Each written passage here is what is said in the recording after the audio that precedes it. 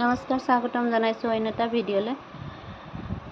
মই গুৱাহাটী পাই আপোনালোকক পাৰ্ট 2 বুলি দেখুৱাম বুলি কৈছিলোঁ। এতিয়া পাৰ্ট 2 দেখুৱাই আছোঁ আপোনালোকক।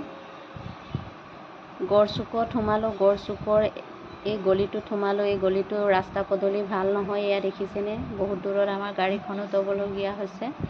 এইখন ঘৰতে আমি থাকি গৈছিলোঁ ৰাতিটো। পাছদিনাখন ঘৰলোৱা কামত গৈছিলোঁ। আমাৰ দেউৰৰ ফ্লেট এখন লৈছে, তাকে আমাৰ মিচিঙৰ নীতি নিয়মেৰে ঘৰখন লোৱা হ'ব। আৰু এই এলেকাটোত দ জেগা, চবে মাটি কিনি থৈছে, হ'লেও ইমান মানুহ নাই। মাটিবিলাক কিনিয়ে থৈছে, কিন্তু এনেকৈ জংঘল হৈ আছে, ভয়ে লাগে। ৰাতিমণি অকলে ওলাবই নোৱাৰিব চাগে, বাঘ চাঘ ওলাব পাৰে। তাৰপিছত পাছদিনাখন এনেকৈ ফ্লেটলৈ আহিলোঁ। আহি এনেকৈ সজাই মেলি ৰাখিছোঁ, নিজে সজাইছিলোঁ বাৰু। তাৰপিছত আমাৰ মিচিঙৰ সম্পূৰ্ণ ৰীতি নীতিৰে সোমাব এইবোৰ ক'ব। আমাৰ মাজুলী জীৱনত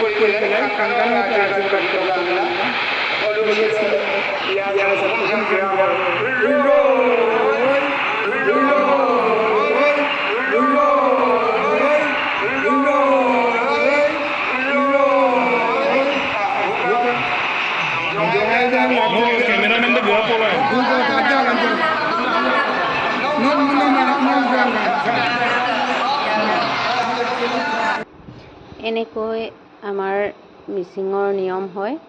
জকলা থকা হ'লে জকলাৰেদি আমাৰ এনেকৈ উঠোৱা হয়। আৰু এই মাছ দুটা আমাৰ লক্ষী বুলি সোমোৱা হয়। আৰু এই লক্ষীটোক সোমোৱাই আমাৰ ওলমাই ৰখা হয়। এনেকৈ আমাৰ নীতি নিয়মবিলাক কৰা হয়। এতিয়া ফ্লেটততো আৰু বহুত নিয়মেই আছিলে চাগে, হ'লেও সৰুকৈ হ'লেও আমি নিজৰ নিয়মখিনি কৰিলোঁ। আৰু এটাই ভাল লাগিছে, য'তেও নাথাকক লাগে নিজৰ কৰ্মখিনি যে কৰি সোমাইছোঁ, সেইটোৱে বেছি ভাল লাগিছে। আৰু সকলোকে কওঁ, য'তেও নাথাকক লাগে সকলোৱে নিজৰ হৃৎকৰ্ম কৰি গ'লে বেছি ভাল লাগে। আৰু নিজৰ আপোন মানুহবিলাক যদি এনেকৈ মাতি ঘৰখন লোৱা হয় আৰু বেছি ভাল লাগে। মোৰো বহুত ভাল লাগিলে।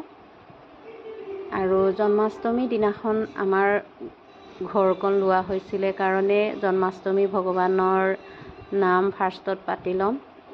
এইবিলাক কাৰ্য শেষ হোৱাৰ পাছত তাৰপিছতে আমাৰ ডাঙৰীয়া সকাম বুলি আছে। ডাঙৰীয়া সকামটো কৰিব লাগিব। ডাঙৰীয়া সকাম কৰিবলৈ আমাৰ কুকুৰা লাগিব, কাৰণ ডাঙৰীয়া সকাম নাপাতিলে আমাৰ ঘৰখনত থকা নহয় আৰু লোৱাও নহয়, কাৰণ ডাঙৰীয়াহে ৰক্ষা কৰে ঘৰখন বুলি আমাৰ কোৱা হয়, আমাৰ মিচিঙৰ নিয়ম। সেইকাৰণে আমি ঘৰখন ল'বলৈ আমাৰ ডাঙৰীয়া সকাম পাতিবই লাগিব। সেইবিলাক শেষ হোৱাৰ পাছতে আমাৰ পতা হ'ব বাৰু। আৰু ভিতৰৰখিনি দেখুৱাম। ময়ো এনেকৈ সোমালোঁ, আমাৰ চাচুগুৰিও সোমালে।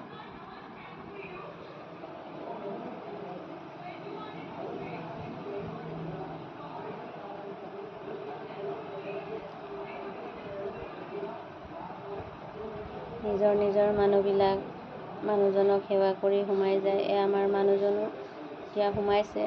আৰু যিজনে বাতি লৈ আছে সেইজন হৈছে সাধু গুৰু, সাধু ভকত। তেওঁ গুৱাহাটীৰ হয় আৰু তেওঁ শান্তি পানী ছটিয়াই আছে। আৰু আমাৰ বেটীও এনেকৈ আমাৰ কাৰ্যবিলাক দেখি তাইও কৰিছে। তাই আমাৰ জাজনীৰ ছোৱালী। ল'ৰাজন নাই বাৰু, ল'ৰা এটা আৰু ছোৱালী এজনী আছে।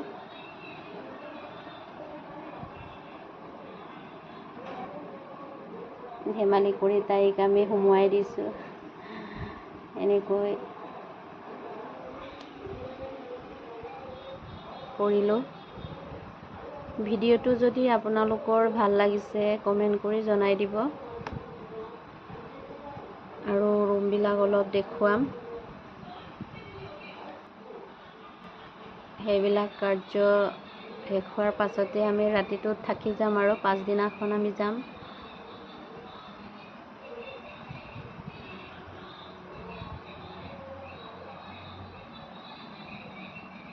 ইয়াৰ ৰুম 5টা আছে। ড্ৰয়িং ৰুম, বেডৰুম 3টা, লেট্ৰিন বাথৰুম 2টা আৰু কিটচেন, পাকঘৰ। ৰুমবিলাক সৰু চাইজৰ হ'লেও ধুনীয়াকৈ ফেমিলি এটা থাকিব পাৰে আৰু। এনেকৈ কৰিলোঁ আৰু। তাৰ দিনাখন আমি ঘৰলৈ ওলাই আহিলোঁ। আৰু 8টা-9টা বজাতে ওলাই আহিছিলোঁ। সেইকাৰণে মাজতে কিবা ভোক লাগিব বুলি কিবাকিবি আনিছিলোঁ। আহিয়ে আমি আনন্দ বাগানৰ ওচৰত এই ঠাইডোখৰত আমি এনেকৈ সকলোৱে জিৰাই খাইছিলোঁ। আৰু এয়া ইমান ধুনীয়াকৈ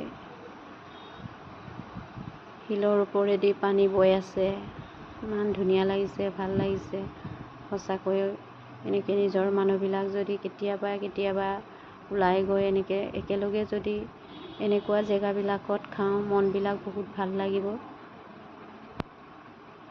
এতিয়াৰ কথাই কোৱা নাই, পাছলৈও যদি এনেকৈ খাব পাৰোঁ মনটো বহুত ভাল লাগিব।